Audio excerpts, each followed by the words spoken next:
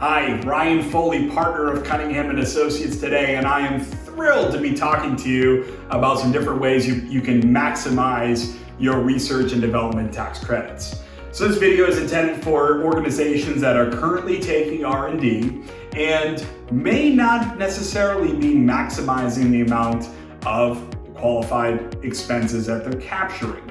And this video really is spawned from many conversations that we're having with businesses in the field when we're reviewing their R&D credits on an annual basis. We're finding that many of them historically have been understating their expenses by 15, 30, sometimes over 50%, which really leads to decreased credit amount. And yes, there is some additional effort and thought that needs to be put into capturing these expenses, but the overwhelming response is the little bit of effort that can yield such a higher result is well worth it. So here are a few of the most common areas that we see organizations overlooking.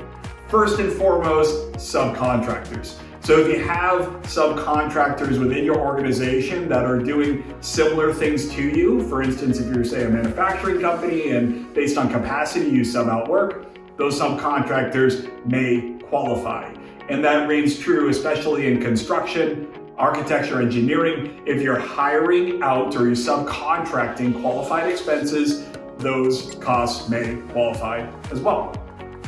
The other thing that we often see are things like supplies, specialty tooling, fixtures, things of that nature, and that can range from professional services like the construction, architecture, engineer to manufacturing as well. So make sure to look and capture those different expenses. One of the common things that we see, especially in manufacturing, are things like process improvement. If you're going through process improvement, what happens at that point, generally you're bringing in individuals or groups that aren't normally involved in R&D, but are involved in those one-off events. That's really a key focus, is looking at one-off events with qualifying activities and capturing that time and those expenses, which then can grab and tally up, adding additional benefit on the R&D side.